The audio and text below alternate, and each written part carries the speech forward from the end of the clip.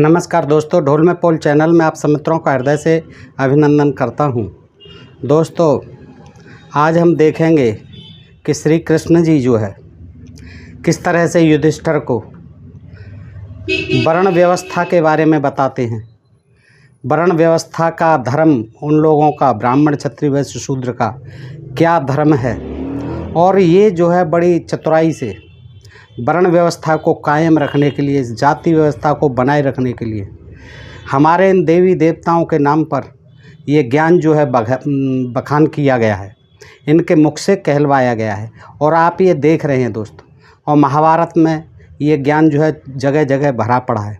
आज मैं आपके समक्ष एक तो यही है वर्ण व्यवस्था का ज्ञान। देखिए श्री कृष्ण जी ने युधिष्ठिर को कैसे दिया। और एक और अद्भुत प्रश्न के युधिष्ठिर पूछते हैं कि श्री कृष्ण महाराज ये बताओ, बीज यानी वीर और योनि कौन कौन सी किस्म की होती हैं और कौन कौन सी अशुद्ध होती हैं, कौन कौन सी शुद्ध होती हैं।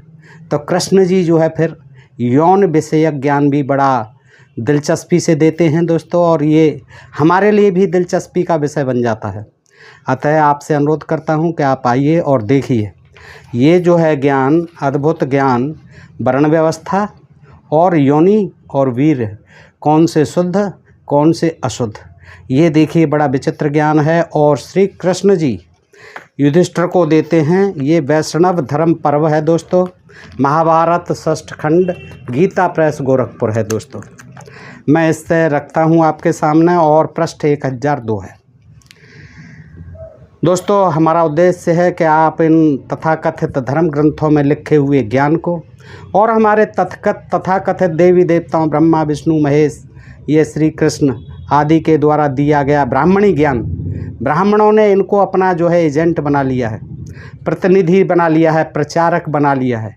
और दोस्तों स्वयं न कह करके, ये रामायण, इसका महाभारत का लेखक भी स्वयं न कह करके इन्हीं के माध्यम से कभी अर्जुन को, कभी युधिष्ठिर को, कभी भीष्म को ये पात्र बना रखा है। इन पात्रों को, जो महाभारत के पात्र हैं, अपना प्रचारक बना रखा है। देखिए श्री कृष्ण जी जो है किस तरह से वर्णन करते हैं दोस्तों, आप देखिए, और ये देखने का विषय। युधिष्ठिर उवाच के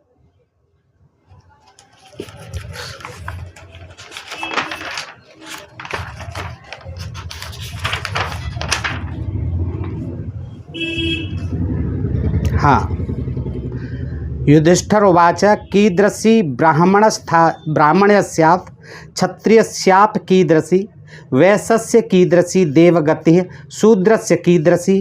युधिष्ठिर ने पूछा, देवेश्वर, ब्राह्मण, क्षत्रिय, वैश्य और शूद्र की पृथक पृथक कैसी गति होती है। यानी गति का मतलब कैसे उनके धर्म, आचार, विचार, कर्म क्या क्या होते हैं, ये जो है मनुस्मृति कहती है, सारे धर्म ग्रंथ कहते हैं। वर्ण व्यवस्था को कायम रखने के लिए सारे ग्रंथ चिल्लाते रहते हैं। अब रामायण भी कहती है, गीता भी कहती है, और ये महाभारत भी कहता है। क्या कहता है कि युधिष्ठिर पूछते हैं एक बार श्री कृष्ण जी से कि देवेश्वर, ब्राह्मण, क्षत्रिय, वैश्य और शूद्र की पृथक पृथक कैसी गति होती है, ये बताइए, मेरी बड़ी जिज्ञासा है। श्री भगवान उवाच, कृष्ण श्री भगवान उवाच, श्री भगवान कहते हैं, शृणु वर्ण क्रमेणैव धर्मम धर्मभृतांबरः नास्ति किंचन श्रेष्ठम ब्राह्मण्यस्य तो दुष्कृतम। श्री भगवान ने कहा, युद्ध नरश्रेष्ठ धर्मराज, ब्राह्मण आदि वर्णों के क्रम से धर्म का वर्णन सुनो। हाँ, नरश्रेष्ठ धर्मराज, ब्राह्मण आदि क्षत्रिय वैश्य शूद्र वर्णों के क्रम से ऊपर से नीचे धर्म का वर्णन सुनो। धर्म का वर्णन बताते हैं। ब्राह्मण के लिए कुछ भी दुष्कर नहीं है, ब्राह्मणस्य तो दुष्कृतम, ब्राह्मण के लिए कुछ भी दुष्कर नहीं है इस दुनिया में। वो जो है देखिए ब्राह्मणों की बहुत जगह जगह मर्यादा वो प्रशंसा भरी पड़ी है। अब यहाँ भी कह रहे हैं कि ब्राह्मण के लिए कुछ भी दुष्कर नहीं है। शिखा यज्ञोपवीता ये संध्याम ये चाप्यपासते ऐश्यम पूर्णाहुति प्राप्ताम विध वजुहेतम चाहिए वैसुदेवम चाहिए चक्रुम पूजयंत स्थिसम ये नित्यम स्वाध्यायशीलास जप यज्ञ पराश्चीये।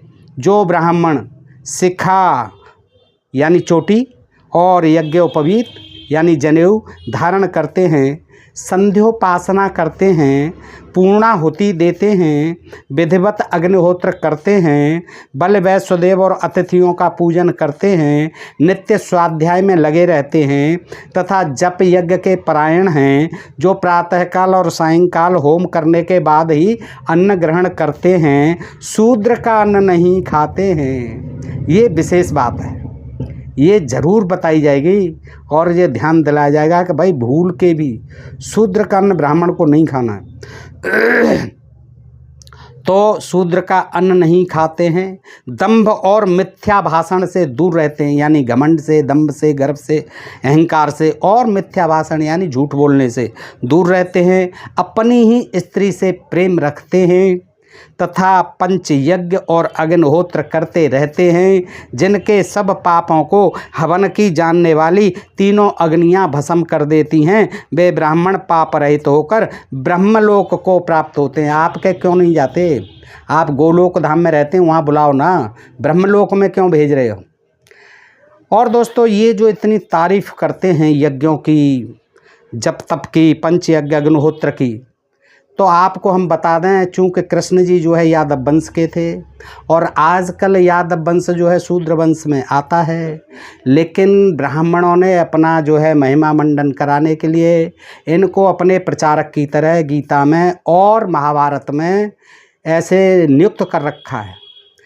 क्योंकि आपको पता होगा कि जब इंद्र की पूजा होती थी तो श्री कृष्ण ने ही इंद्र की पूजा को रुकवाया था और गोवर्धन की पूजा करवाई थी।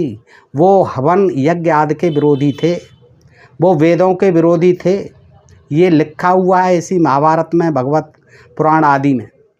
तो उन्होंने जो है उसको जो है इंद्र नाराज़ हो गया था, फिर वर्षा कराई थी, 7 दिन तक मूसलाधार वर्षा हुई। तो श्री कृष्ण ने जो है वो करने के लिए, उनकी रक्षा करने के लिए गायों की और ब्रजवासियों की, तो कहते हैं कि गोवर्धन को उंगली पर उठा लिया था, यानी उस जो वर्षा की बाढ़ थी उससे बचाया था, जो प्रलयंकारी वर्षा हो रही थी इंद्र के कोप से, उससे बचाया था। तो दोस्तों यहाँ हम बता दें कि ऐसा कुछ नहीं है, लेकिन इन्होंने जो है उनको पात्र बना रखा है ताकि जनता में जो है इसका प्रभाव पड़े कि हमारे श्री कृष्ण भगवान ने ये बात बताई है।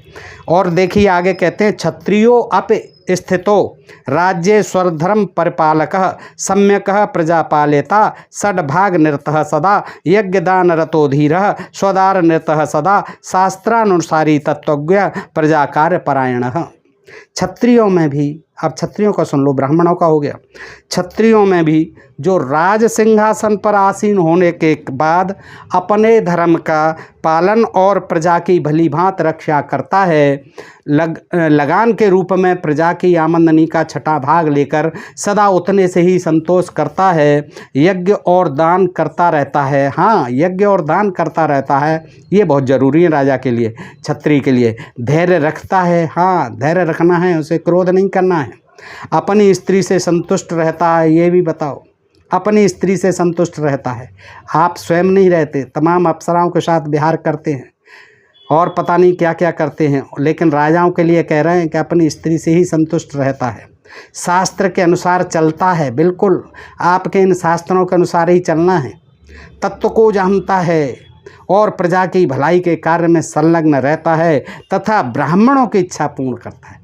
हाँ, प्रजा की भलाई के कार्य में संलग्न रहता है और ब्राह्मणों की हर इच्छा को, हर कामना को पूर्ण करता रहता है। पोष्य वर्ग के पालन में तत्पर रहता है। पोष्य वर्ग यही है ब्राह्मण, जिसका पालन पोषण करना है। प्रतिज्ञा को सत्य करके दिखाता है, सदा पवित्र रहता है और लोभ और दंभ को त्याग देता है। खूब चढ़ाया है चने के झाड़ पे क्षत्रियों को, उस क्षत्रिय को भी देवताओं द्वारा सेवित उत्तम गति की प्राप्ति होती है। अब वैश्यों का देख लो, कृष गोपाल नृतो धर्मान्वेषणम तत्पर दान धर्मे अपि नृतो विप्र शुश्रूष कस्तथा सत्य संदा सुनृत्यम लोभ दम्बम विवर्जिता ऋजुम सुदार नृतो हिंसा द्रोह विवर्जिता। जो वैश्य कृषि और गोपालन में लगा रहता है, धर्म का अनुसंधान किया करता है, धर्म का अनुसंधान किया करता है, यानी धर्म का अनुसंधान धारण किए रहता है, सत्य प्रतिज्ञ रहता है, नित्य पवित्र रहता है, नहा धो के लोभ और दंभ से रहता, लोभ नहीं करता है, दान देता है, खुले हाथ से लुटाता है अपनी कमाई को, दंभ घमंडी नहीं होता है, सरल होता है, बिल्कुल सिंपल, अपनी ही स्त्री से प्रेम रखने वाला और हिंसा द्रोह से दूर रहने वाला। वैसे तो हिंसा द्रोह से दूर रहते ही हैं बेचारे, हैं जो कभी भी वैसे धर्म का त्याग नहीं करता, बिल्कुल कभी नहीं करते हैं। खूब यज्ञ कराते हैं, आज भी खूब आपको दान दक्षिणा देते हैं, सबसे बड़े व्यापारी यही हैं, पैसे वाले यही हैं। और देवता तथा ब्राह्मणों की पूजा में लगा रहता, हाँ लगे रहते हैं, देवताओं की भी और ब्राह्मणों की। वैसे आप ही कह रहे हैं श्री कृष्ण भगवान कि धरती का देवता तो केवल ब्राह्मण होता है, उससे बड़ा कोई देवता नहीं, उससे बड़ा कोई धर्म नहीं है, उससे बड़ा कोई पवित्र नहीं है। कल के वीडियो में आपने देखा दोस्त, तो वो कहते हैं कि जो वैश्य धर्म का त्याग नहीं करता और देवताओं तथा ब्राह्मणों की पूजा में लगा रहता है, वह अप्सराओं से सम्मानित होकर स्वर्गलोक में गमन करता है। वहाँ जो है अप्सराएं मिलेंगी स्वर्गलोक में हैं, और वहाँ जो है सम्मानित किया जाएगा अप्सराओं के द्वारा। कौन? जो वैश्य ब्राह्मणों को जो है, ब्राह्मणों से कभी द्वेष नहीं करता, हिंसा द्रोह नहीं करता, उनको दान देता रहता है, यज्ञ करवाता रहता है और देवताओं सहित ब्राह्मणों की पूजा में लगा रहता है, उनकी हर कामना को पूरी करता है। ऐसा वैश्य जो है अप्सराओं से सम्मानित होता है स्वर्गलोक में जाकर के। इसी लोभ में, इसी लालच में खूब दान देते हैं हमारे वैश्य भाई, खूब यज्ञ जब तब कराते रहते हैं, अग्निहोत्र कराते रहते हैं। अब देखिए शूद्रों पे आ जाते हैं। श्री कृष्ण भगवान कहते हैं कि त्रयाणामपि वर्णानां शुश्रूषा नृतः सदा विशेषस्तस्तु विप्राणां दासवदयस्तु तिष्ठति अयाचित प्रदाता च सत्य शौच समन्वितम और गुरुदेवार्चनर्तः परदार विवर्जितः। इनके लिए भी कहते हैं शूद्रों में से जो सदा तीनों वर्णों की सेवा करता, बस उसको और कुछ नहीं करना है, तीनों वर्णों की सेवा करनी है। युधिष्ठिर सुन लो। और विशेषतः स्पेशली पर्टिकुलरली ब्राह्मणों की सेवा में दास की भांति खड़ा रहता है। बोलो हुजूर, बोलो ब्राह्मण देव, दास की तरह बोलो मेरे स्वामी मालिक मेरे नाथ, क्या आज्ञा है। ब्राह्मणों की सेवा में दास की भांति खड़ा रहता है। ये श्री कृष्ण जी कह रहे हैं, कोई ब्राह्मण नहीं कह रहा है, इसमें ब्राह्मणों का कोई दोष नहीं।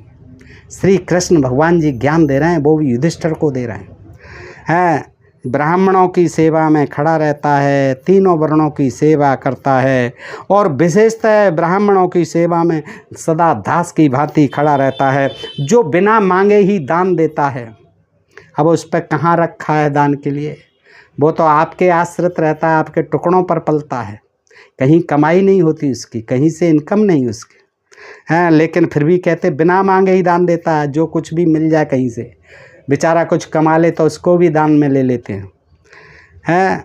गुरु और देवताओं की पूजा में प्रेम रखता है, गुरु और देवताओं की पूजा में। ब्राह्मणों से प्रेम करने का कोई मतलब नहीं है, सेवा करनी है। पर स्त्री के संसर्ग से दूर रहता है, दूसरों को कष्ट न पहुंचाकर अपने कुटुंब का पालन पोषण करता है और सब जीवों को अभय दान कर देता है। उस शूद्र को भी स्वर्ग की प्राप्ति होती है। ये स्वर्ग में ये भी चले जाते हैं, लेकिन वहाँ अप्सराओं के लिए नहीं लिखा है। इनका कोई अप्सरा नहीं मिलने वाली है, स्वर्ग लोक अवश्य जाएंगे। ये नहीं बताया श्री कृष्ण जी ने कि कहाँ पर है स्वर्गलोक, कहाँ पर है नरकलोक। उन्हें तो बताना चाहिए भाई। ये अंधेरे में तीर मारने वाली बात श्री कृष्ण जी भी कर रहे हैं। अरे उन्हें पता बताना चाहिए भाई, कहाँ पर है, किधर है, कैसे जाएंगे, कब निकलेंगे वहाँ से, सारी बातें। बस गोल मोल बात कर दी कि स्वर्ग जाएगा नरक जाएगा। आगे देखते, एवं धर्मात् परम नास्ति महत् संसार मोक्षणम न च धर्म तत्परम किंचितम पाप कर्म्यम मोह पौनम। इस प्रकार धर्म से बढ़कर पृष्ठ एक अज्ञाति, दूसरा कोई साधन नहीं है, यही धर्म है। ब्राह्मण का बता दिया, क्षत्रिय का बता दिया, वैश्यों का बता दिया, शूद्रों का बता दिया। अब इसको कहते हैं सनातन धर्म, इसको कहते हैं हिंदू धर्म। कोई सा धर्म समझ लो, बस यही धर्म है। अपना अपना कर्म करते रहो। इस प्रकार धर्म से बढ़कर दूसरा कोई साधन नहीं है। वही निष्काम भाव से कोई कामना मत रखो, या करे जाओ सेवा, मिल जाए तो ठीक है, नहीं मिले तो भूखे सो जाओ। निष्काम भाव से करो। गीता में श्री कृष्ण ने इसीलिए कहा कर्मण्येवाधिकारस्ते मा फलेषु कदाचन। भाई कर्म किए जा, तो फल की इच्छा मत कर, वो तो मेरी मर्जी है। मैं दूँ नहीं दूँ, कितना दूँ, कब दूँ, ये मेरी मर्जी पे छोड़। तू अपना कर्म किए जा। तेरा कर्म बता दिया, टहल चाकरी, तीनों वर्णों की सेवा है। ये उन्होंने जो है ज्ञान गीता में भी दिया, वर्ण व्यवस्था के ज्ञान ये जो है उन्होंने गीता में भी दिया है, यहाँ भी दे रहे हैं। और गीता इसी महाभारत से तो ली गई है, इसी का एक अंश है। इस प्रकार धर्म से बढ़कर दूसरा कोई साधन नहीं है युधिष्ठिर। वही निष्काम भाव से आचरण करने पर संसार बंधन से मुक्ति दिलाता है। ये संसार बंधन से मुक्ति दिलाता है। अब मरने के बाद तो सबकी मुक्ति हो ही जाती है, हाँ, और सब स्वर्ग में ही जाते हैं, नरक में तो कोई जाता नहीं। सबके लिए स्वर्गवास ही लिखा जाता है। और स्वर्ग में जाने के बाद भी वो भूखे प्यासे मरते हैं। स्वर्ग किस काम का, जहाँ भोजन नहीं मिलता है, और हमको ही यहाँ बुलाना पड़ता है। एक क्वार के महीने में आते हैं, आश्विन मास में, और उनको जो है उनके श्राद्ध वगैरह करके उनको एक दिन खिलाया जाता। वहाँ भूखे मरते रहते हैं, उल्टे लटके। स्वर्ग में भी कोई व्यवस्था नहीं है, इसीलिए हर साल करना पड़ता है श्राद्ध जो है। तो वो कहते हैं निष्काम भाव से आचरण करने पर संसार बंधन से मुक्ति दिलाता है। यही धर्म से बढ़कर पाप नाश का कोई उपाय नहीं है। तस्मात् धर्मः सदा कार्यो मानुष्यम प्राप्य दुर्लभम न हि धर्मानुरक्तानां लोके किंचनम दुर्लभम। आगे कहते हैं युधिष्ठिर से कि इसलिए इस दुर्लभ मनुष्य जीवन को पाकर सदा धर्म का पालन करते रहना चाहिए। धर्मानुरागी पुरुषों के लिए संसार में कोई वस्तु दुर्लभ नहीं है। स्वयं भू विहितो धर्मो वो यस्यम नरेश्वर समतेन क्षपयेत पापम सम्यगाचरितेन च।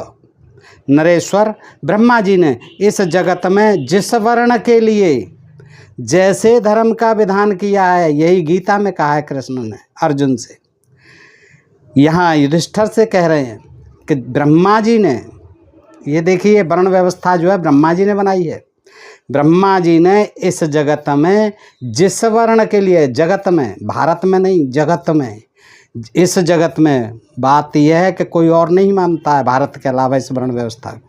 न ब्रह्मा को कोई मानता है, न कृष्ण को कोई मानता है, न युधिष्ठिर को कोई जानता है।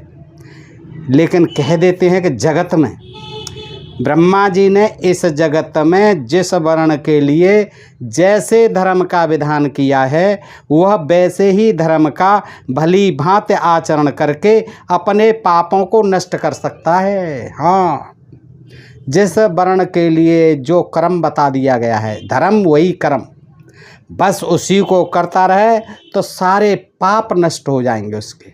कितना ही बड़ा पापी क्यों न हो, उसके सारे पाप नष्ट हो जाएंगे, बशर्ते अपने अपने वर्णों का काम करे, दूसरे वर्ण का काम न करे कभी। सहजम यद भवेत कर्मण्यम तत्यम त्याज्यम हे केनचितः स एवं तस्यो धर्म हे तेन सिद्धिम स गच्छति। मनुष्य का जो जातिगत कर्म हो, देखिए दोस्तों, ये बहुत ध्यान से सुनिए आप। जगह जगह ये कहा जाता है, बार बार गीत गाया जाता है कि धर्म, हमारे धार्मिक ग्रंथों में केवल वर्ण व्यवस्था थी, जाति का कहीं नाम निशान नहीं था। लेकिन महाभारत में इस श्लोक में पृष्ठ 1003 पे देखो, जातिगत कर्म कह रहे हैं। वर्ण व्यवस्था वही जाति व्यवस्था, वर्ण कर्म वही जाति कर्म। देखो, सहजम यद भवेत कर्म न तत्त्य त्याज्यम केनचित स एव तस्यो धर्म हे तेन सिद्धिम स गच्छति। मनुष्य का जो जातिगत कर्म वो कितना जोर दे रहे हैं। देखिए, शूद्रों को टहल चाकरी के अलावा कोई कार्य नहीं करना है। मनुष्य का जो जात कर्म हो उसका किसी को त्याग नहीं करना चाहिए। यही मनुस्मृति ने कहा, यही सारी स्मृतियों ने कहा, सारे ग्रंथों ने यही कहा, सारे पुराणों ने यही कहा, और यहाँ श्री कृष्ण जी कह रहे हैं गीता में यही कहा। देखिए, कहते हैं कि वर्ण व्यवस्था थी, कोई कुछ भी हो जाता था, लेकिन स्पष्ट कहा जाता है, कृष्ण जी कह रहे हैं युधिष्ठिर से कि मनुष्य का जो जातगत कर्म हो, पृष्ठ 1003 पर पढ़ लेना, उसका किसी को त्याग नहीं करना चाहिए। करना नहीं है, हर हालत में करना नहीं चाहिए, करना ही नहीं है, नहीं तो बहुत दंड के भागी होंगे आप। जो है शूद्र कोई काम नहीं कर सकता है सिवाय सेवा चाकरी के, वही उसके लिए धर्म है। देखिए, ये भी बात स्पष्ट कर, वर्ण व्यवस्था ही जाति व्यवस्था है, ये श्री कृष्ण के मुख से महाभारत कह रहा है। दूसरे, जो तुम्हारा कर्म है वही तुम्हारा धर्म है, इसके अलावा तुम्हारा कोई धर्म नहीं है, ये महाभारत श्री कृष्ण के मुख से बार बार यही कह रहा है। कहते हैं वर्ण व्यवस्था में बन जाते हैं, इधर से उधर हो जाते हैं, ब्राह्मण शूद्र बन जाते हैं, शूद्र ब्राह्मण बन जाते हैं। बन कैसे जाएंगे भाई? जिसका जो कर्म है, पढ़ना पढ़ाना केवल ब्राह्मण का कर्म है, शूद्र का काम टहल चाकरी करना, क्षत्रिय का काम केवल मरना मारना रक्षा करना है आपकी, वैश्यों का काम आपका पेट भरना है, खेती करना है, गौपालन करना है, व्यापार करना है। तो ये सब कर्म के अतिरिक्त दूसरा कर्म नहीं करना है। यही उस वर्ण का, उस जाति का यही कर्म है और यही धर्म है, यही सनातन धर्म है, यही हिंदू धर्म है। जो भी धर्म है वो यही धर्म है, शूद्र का और सभी वर्णों का। विगुणो अपि स्वधर्मस्तु पाप कर्म व्यपोहति एवं मम तो धर्मो अपि क्षीयते पाप वर्धनात्। अपना धर्म गुण रहित तो होने पर भी बुरा हो। अब गुण भरे हो भाई, बहुत कष्ट होता हो, लेकिन अपना धर्म गुण रहित तो होने पर भी पाप को नष्ट करता है। कितना ही कठिन टहल चाकरी करनी पड़े, लेकिन यही हमारा धर्म है और यही सारे पापों को नष्ट करता है। इसी प्रकार यदि मनुष्य के पाप की वृद्धि होती है तो वह उस धर्म को छीण कर डालता है। अब दोस्तों, ये तो हो गई जात वर्ण व्यवस्था की बात आपने देखी। जाति ही वर्ण व्यवस्था, वर्ण व्यवस्था ही जाति व्यवस्था, और श्री कृष्ण कह रहे हैं और वही धर्म वही कर्म है जो हर एक वर्ण का नियत कर दिया गया, हर जाति का नियत कर दिया गया। अब दोस्तों, छोटा सा प्रसंग और है आपकी सेवा में दोस्तों, यहीं से है, पृष्ठ 1010 से है। ये जो है बड़ा विचित्र है, बड़ा ही दिलचस्प है, बड़ा ही मनोरंजक है, बड़ा ही रोचक है।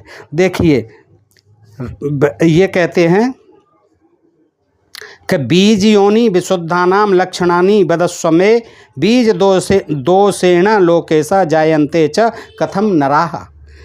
ये पूछते हैं हमारे युधिष्ठिर महाराज कि हे जगदीश्वर, मुझे यह बतलाइए कि बीज यानी वीर्य और योनि यानी रज गर्भाशय योनि से शुद्ध पुरुषों के लक्षण कैसे होते हैं? बीज दोष से कैसे मनुष्य उत्पन्न होते हैं? अगर बीज अच्छा नहीं हो, वीर्य अच्छा नहीं हो, तो कैसे मनुष्य उत्पन्न होते हैं? और बीज और योनि शुद्ध पुरुषों यानी शुद्ध योनि के, शुद्ध वीर्य के क्या लक्षण है? क्या गुप्त ज्ञान का प्रश्न किया है युधिष्ठिर ने दोस्तों। देखिए, ये बड़ा दिलचस्प है। क्या कहते हैं आगे, क्या कहते हैं?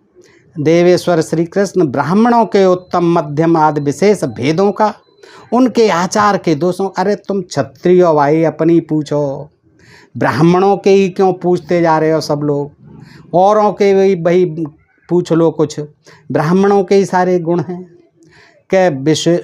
आगे ये बताओ और ये भी बताओ ब्राह्मण कैसे होते हैं, उत्तम कौन से, मध्यम ये कौन से ब्राह्मण होते हैं, कौन कैसा ब्राह्मण होता है, चांडाल ब्राह्मण कौन होता है जो चांडाल से भी नीच होता है, स्वेच्छाचारी ब्राह्मण कौन होता है। तो दोस्तों ये सुन लीजिए आप। श्री भगवान वाच, भगवान बोले, शृणुराजन यथाव्रतम बीजोनिम शुभाशुभम ये न तिष्ठति लोको अयम विनश्यति च पांडव। श्री भगवान बोले, राजन, बीज और योनि की शुद्धि अशुद्धि का यथावत वर्णन सुनो, कान लगा करके सुनो। कौन सी योनि शुद्ध है, कौन सा वीर शुद्ध है, कौन सा वीर अशुद्ध है, कौन सी योनि अशुद्ध है। ये सुनो, पांडुनंदन, उनकी शुद्धि से ही यह संसार टिकता है और अशुद्धि से उसका नाश हो जाता है। हाँ, ये संसार जो है वीर्य की और योनि की शुद्धता से ही टिका हुआ है, अन्यथा अशुद्ध होने पर यह संसार विनष्ट हो जाता है। आगे कहते हैं कि अविलुप्तम ब्रह्मचर्यो यस्तु विप्रो यथा विधि सबीजम नाम विज्ञेयम तस्य बीजम शुभम भवेत।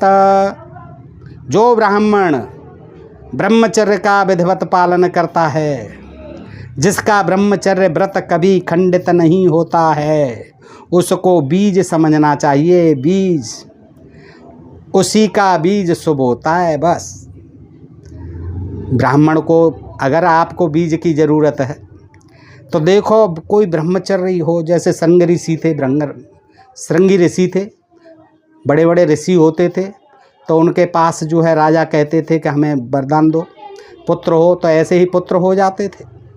तो यही श्री कृष्ण जी ज्ञान दे रहे हैं युधिष्ठिर को कि ध्यान से सुनो, जो ब्राह्मण ब्रह्मचर्य का विधिवत पालन करता हो, जिसका ब्रह्मचर्य व्रत कभी खंडित। अब इसकी क्या टेस्ट लिया जाएगा, कैसे पहचान होगी कि ये ब्राह्मण देव का ब्रह्मचर्य कभी खंडित नहीं हुआ है, ये बिल्कुल अटल बाल ब्रह्मचारी हैं। इसकी कैसे कोई टेस्ट करेगा। उसको बीज समझना चाहिए, श्रेष्ठ बीज। जैसे खेती में बोने के लिए उत्तम किस्म की नस्ल का गेहूँ या अन्य खाद्य पदार्थ या वृक्ष पौधे का बीज तलाशते हैं, तभी बोते हैं ताकि फसल अच्छी हो। तो इसीलिए फसल अगर अच्छी चाहिए जिस किसी को, तो वो ब्राह्मण को देखे, और जिसका कभी ब्रह्मचर्य खंडित नहीं हुआ हो, उसी ब्राह्मण का बीज यानी वीर्य शुभ होता है। आगे देखो क्या कहते हैं, इसी प्रकार जो कन्या पिता और माता की दृष्टि से उत्तम कुल में उत्पन्न हो, जिसकी योनि दूषित नहीं हुई हो, तथा ब्रह्म आदि उत्तम विवाहों की विधि से ब्याही गई हो। कितना ज्ञान था श्री कृष्ण जी को, सारा ज्ञान था, तभी तो उनको रसिक बिहारी कहते हैं। उन्होंने तो सारा छानबीन के देखा था, बड़ा अनुभव किया था, बड़ी रिसर्च की थी योनि पर और वीर्य पर। श्री कृष्ण जी ने वो युधिष्ठिर को बता रहे हैं। युधिष्ठिर अपरिचित हैं इस ज्ञान से। आगे कहते, कन्या चाक्षत योन्य स्यात् कुलीनाम पितृ मात्रतः और ब्रह्मादिषु विवाहेषु परिणीता यथा विधि। सुनो युधिष्ठिर, इसी प्रकार जो कन्या पिता और माता की दृष्टि से उत्तम कुल में उत्पन्न हो, जिसकी योनि दूषित नहीं हुई हो। अब ये भी कैसे मालूम पड़ेगा कि उस कन्या की जो है उत्तम कुल में जो पैदा हुई है, चलो कुल का तो मालूम भी पड़ जाएगा, लेकिन अब उस कन्या की अच्छत योनि है जो अब तक अपवित्र नहीं की गई है किसी के द्वारा, इसका क्या कैसे टेस्ट करेगा कोई। लेकिन श्री कृष्ण जी हैं, ये विधि तो बता नहीं रहे। कह रहे हैं जिसकी योनि दूषित नहीं हो तथा ब्रह्म आदि उत्तम विवाहों की विधि से ब्याही गई हो, वह उत्तम स्त्री मानी गई है। ब्राह्मणों के संस्कारों द्वारा, मंत्रों के द्वारा उसका विवाह हुआ हो, वो उत्तम स्त्री मानी गई हो। जो कन्या अच्छत योनि हो, उसी की योनि श्रेष्ठ है। ये भी कहा, उसी की योनि तस्या योनि प्रशस्त, उसी की योनि श्रेष्ठ है युधिष्ठिर। अब युधिष्ठिर को क्या ज़रूरत है, शादी हो गई, सब काम हो गए, कृष्ण जी आप भी क्या ज्ञान दे रहे हो, ये ज्ञान अपने पास ही रखो। अब अच्छत योनि और श्रेष्ठ योनि, इससे क्या लेना देना, कोई अच्छी बात बताते, ये तो सब अपने अपने हिसाब से देख लेते हैं। आगे देखते हैं, नरश्रेष्ठ यानी युधिष्ठिर, जो स्त्री मन वाणी और क्रिया से परस पुरुष के साथ समागम करती है, उसकी योनि गर्भाधान के योग्य नहीं होती। देखिए, जो मन वाणी से जो स्त्री पर पुरुष के साथ समागम करती है, उसकी योनि बेकार है, वो गर्भाधान के योग्य नहीं होती। आगे कहते हैं, दैवे पित्रे तथा दाने भोजने स भाषणे शयने स संबंधे न योग्या दुष्ट योनिजा। दूषित योनि से उत्पन्न हुए और ऐसी योनि से उत्पन्न हुए मनुष्य यज्ञ, श्राद्ध, दान, भोजन, वार्तालाप, शयन तथा संबंध आदि में सम्मिलित करने योग्य नहीं होते। ध्यान रखना, जो दूषित योनि से पैदा हो जाते हैं उनकी योनि से पैदा हुए मनुष्य, यानी दूषित योनि से। अब दूषित लोग कौन हैं? आप जानते हैं कि उनको जो पैदा हुए दूषित योनि से, यज्ञ में कोई मतलब नहीं उनका, श्राद्ध में कोई मतलब नहीं, दान भोजन में कोई मतलब नहीं, उनसे वार्तालाप करने का कोई मतलब नहीं, उनके इर्द गिर्द सोने का कोई मतलब नहीं, कोई संबंध नहीं, किसी शादी बारात विवाह में बुलाने का, निमंत्रण देने का कोई मतलब नहीं। ये योग्य नहीं होते जो दूषित योनि से होते हैं। क्या ज्ञान दिया है! ये कैसे मालूम पड़ेगा कि कौन आदमी दूषित योनि से है, कौन जो है पवित्र योनि से पैदा है? अपने अपने को सब पवित्र मानती हैं औरतें, से पूछोगे तो बहुत मारेगी कि मेरी पवित्र योनि है, पवित्र योनि है तेरी, बता दे, बहुत मारेगी। श्री कृष्ण भगवान क्या ज्ञान दे रहे हैं उल्टा। आगे देखो, और जो अंधभक्त हैं वो इसमें भी कहेंगे अरे ये आप क्या जानते हो, ये गूढ़ ज्ञान दिया है हमारे श्री कृष्ण भगवान ने। योनि का, वीर्य का, ये ब्राह्मण का होना चाहिए, ब्रह्मचारी का होना चाहिए, उत्तम कुल की अच्छत योनि होनी चाहिए, उससे जो बच्चे पैदा होते हैं वो सब कामों के लिए, वार्तालाप के लिए, साथ सोने के लिए और निमंत्रण देने के लिए, यज्ञ दान श्राद्ध करने के लिए योग्य होते हैं। बिना ब्याही कन्या से उत्पन्न, बिना ब्याही कन्या से उत्पन्न। अब देखो, जब तक शादी नहीं हुई है उससे उत्पन्न, ब्याह के समय गर्भवती कन्या हो तो उससे उत्पन्न, पति की जीवित अवस्था में ही व्यभिचार से उत्पन्न, पति के मर जाने पर यानी विधवा हो जाने पर परपुरुष से उत्पन्न, सन्यासी के वीर्य से उत्पन्न तथा पतित मनुष्य से उत्पन्न, ये 6 प्रकार के चांडाल ब्राह्मण होते हैं। ये देखिए 6 तरह के चांडाल ब्राह्मण होते हैं जो चांडाल से भी नीचे, और ये दूसरी जातियों से कर सकते हैं, लेकिन इनकी जो है, इनकी बिना ब्याही कन्या से जो किसी को कर दें। अब बिना ब्याही से किया था इन्होंने तो वो चांडाल हो गए हैं। पराशर, उससे सत्यवती से व्यास जी पैदा कर दिए, कुंवारी ही थी, निषाद कन्या थी, शूद्र कन्या थी, तो उनको तो कहीं चांडाल नहीं दिखाया गया। तो बिना ब्याही कन्या से उत्पन्न, ब्याह के समय गर्भवती कन्या से उत्पन्न, तमाम ये पांडव ही, पता नहीं इंद्र आए, अर्जुन आए, वायु आए, सूर्य आए, सबसे, और कुंती से भी कर्ण जो है कुंवारी से ही पैदा हुआ, सूर्य से, सारे जो है ऐसे ही हुए। तो ये देखिए भरे हुए हैं। तो वो कहते हैं पति के मर जाने पर परपुरुष, सन्यासी के वीर, सन्यासी, अब ये सन्यासी तो होते थे ऋषि मुनि, इनके तमाम पैदा हुए। अच्छा, पतित मनुष्य से उत्पन्न, शूद्रों से, पतित वो ही हैं, शूद्रों से उत्पन्न, ये 6 प्रकार के चांडाल ब्राह्मण होते हैं। अब इनको गड़बड़ करनी है, रोकनी है ये, तो नहीं तो वो जो ब्राह्मण पैदा होगा वो चांडाल से भी नीच होगा।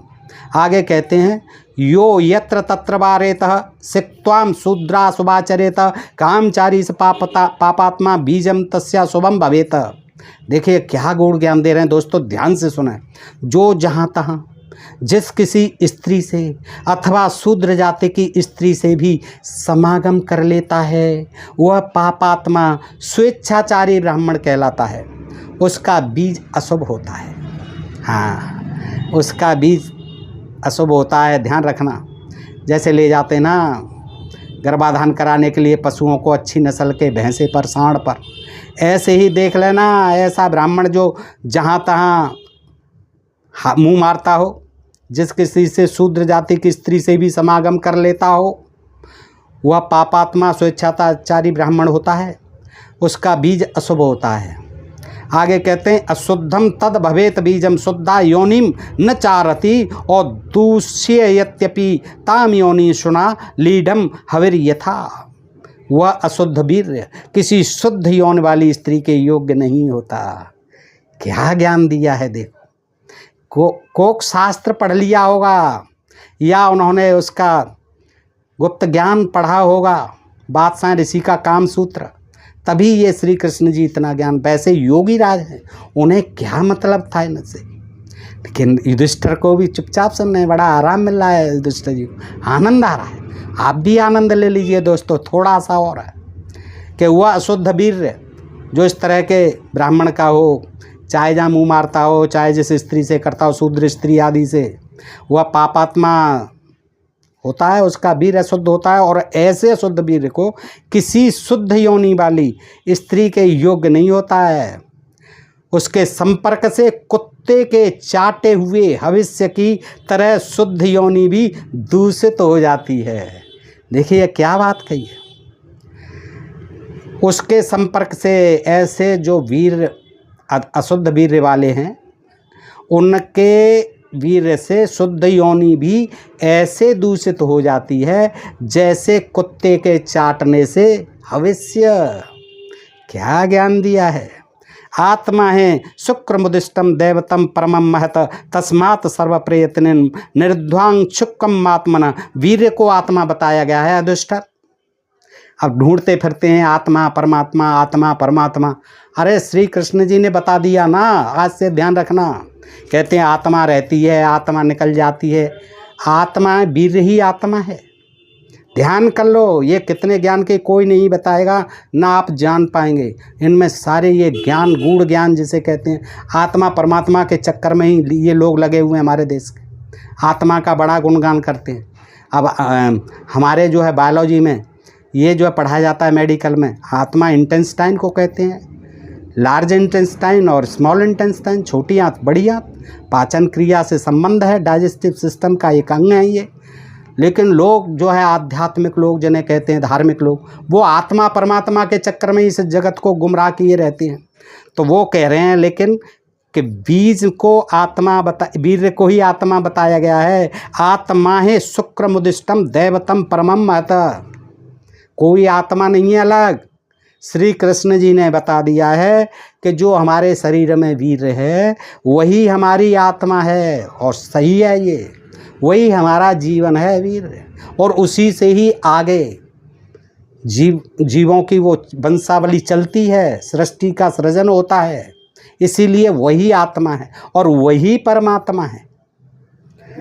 वह सबसे श्रेष्ठ देवता है। अब इनके चक्करों में मत पड़ो, इसकी रक्षा करो। वीर ही आत्मा है, वीर ही देवता है। इतनी अनमोल चीज़ आपके शरीर में है, कहाँ ढूंढते फिरते हो उसे। इसलिए सब प्रकार का यत्न करके अपने वीर की रक्षा करनी चाहिए। ये एंड में बहुत बड़ी बात कह दी श्री कृष्ण जी ने कि वीर ही आत्मा है, यही परमात्मा है, और यही आपकी शक्ति है, यही आपका जीवन है। इसको नष्ट मत करिए, इसकी रक्षा कीजिए, क्योंकि इसी से ही आगे आपका वंश चलता है। तो दोस्तों ये जो है ये अच्छी बात बताई है यहाँ पर आकर के कि वीर आत्मा है, वह सबसे श्रेष्ठ देवता है। इसलिए सब प्रकार का प्रयत्न करके अपने वीर की रक्षा करनी चाहिए। वीर हमारी शक्ति है, हमारी ऊर्जा है, और यही बड़ा देवता है। मत भटको देवताओं के चक्कर में। अपने शरीर के वीर को, अपनी शरीर की हेल्थ को सुदृढ़ बनाओ, स्वस्थ रहो। यही हमारा देवता है, यही हमारी आत्मा है। मनुष्य ब्रह्मचर्य के पालन से आयु, तेज, बल, वीर, बुद्धि, लक्ष्मी, महान यश, पुण्य और मेरे प्रेम को प्राप्त करता है। जो लोग ऐसे रहते हैं, ब्रह्मचर्य का पालन करते हैं, आयुष, तेजो, बलम, वीर्यम, प्रज्ञा, श्रीष, महद, यश और पुण्यम च मत प्रियत्वम च लभते ब्रह्मचर्या। जो मनुष्य ब्रह्मचर्य के पालन से युधिष्ठिर आयु, तेज, बल, वीर, बुद्धि, लक्ष्मी, महान यश, पुण्य और मेरे प्रेम को प्राप्त करता है। देखिए सारी चीज़ें एक वीर के ही रक्षा करने से मिलती हैं।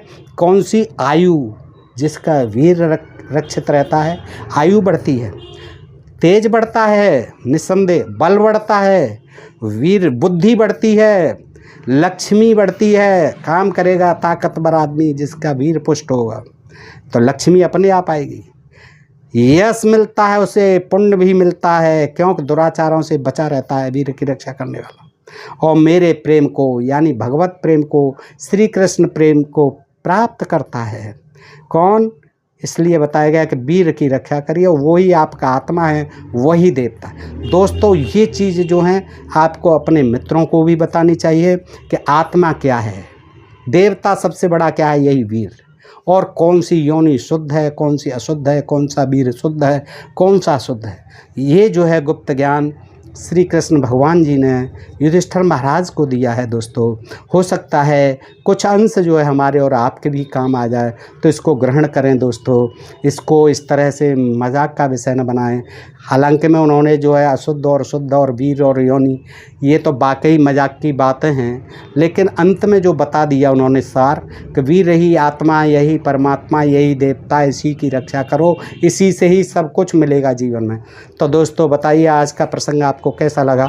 अच्छा लगा हो तो अपने मित्रों को भी अधिकाधिक शेयर करें, अपने प्रिय चैनल ढोल में पोल को सब्सक्राइब करते रहें।